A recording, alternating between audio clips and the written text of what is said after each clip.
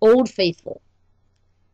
Sir Handel stayed shut up for several days, but one market day Peter Sam could not work. He needed repairs. Sir Handel was glad to come out. He tried to be kind, but the coaches didn't trust him. They were awkward and rude. He even sang them little songs, but it was no use. It was most unfortunate, too, that Sir Handel had to check suddenly to avoid running over a sheep.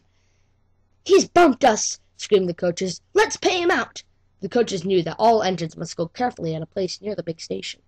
But they were so cross with Sir Handel that they didn't care what they did. They surged into Sir Handel, making him lurch off the line. Luckily, no one was hurt. Sir Handel limped to the shed. The Thing Controller inspected the damage. "No more work for you today," he said. "Bother those coaches. We must take the village people home and fetch the tourists, all without an engine." "What about me, sir?" said a voice. "Skarloey!" he exclaimed. "Can you do it?" "I'll try," answered the old engine. The coaches stood at the platform. Skarloey advanced on them, hissing crossly. "I'm ashamed of you," he scolded. "Such behavior! You might have hurt your passengers. On market day, too!" "We're sorry, Skarloey. We didn't think. It's that Sir Handel. He's—" "No tales," said Skarloey firmly. "I won't have it. And don't you dare try tricks on me." "No, Skarloey. Of course not, Skarloey," quavered the coaches meekly. Skarloey might be old and have dirty paint, but he was certainly an engine who would stand no nonsense. His friends crowded round, and the guard had to shoo them away before they could start. Skarloey felt happily. He remembered all the gates and stiles where he had to stop, and whistled to his friends. The sun shone, the rails were dry. "This is lovely," he thought, but presently they began to climb, and he felt short of steam. "Bother my tubes!" he panted. "Take your time, old boy," soothed his driver.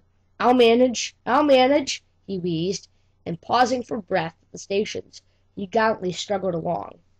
After a rest at the top station, Skarloey was ready to start. "It'll be better downhill," he thought. The coaches ran nicely, but he soon began to feel tired again. His springs were weak, and the rail joints jarred his wheels. Then, with a crack, a front spring broke, and he stopped. "I feel all crooked," he complained. "That's torn it," said his driver. "We'll need a bus now for our passengers." "No!" pleaded Skarloey. "I'd be ashamed to have a bus take my passengers. I'll get home or bust," he promised bravely.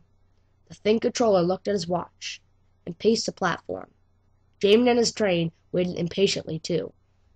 They heard a hoarse beep, beep, then groaning, clanging, and clanking.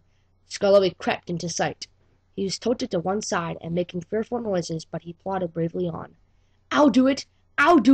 He gasped between the clanks and groans. I've done it!" And he sighed thankfully as the train stopped where James was waiting. James said nothing. He waited for his passengers and then respectfully puffed away. "You were right, sir," said Skarloey to the owner that evening. "Old engines can't pull trains like young ones." The owner smiled. "They can if they're mended, Old Faithful," he said, "and that's what will happen to you. You deserve it." "Oh, sir," said Skarloey happily. Sir Handel is longing for Skarloey to come back. He thinks Skarloey is the best engine in the world. He does his fair share of the work now, and the coaches never play tricks on him, because he always manages them in Skarloey's way.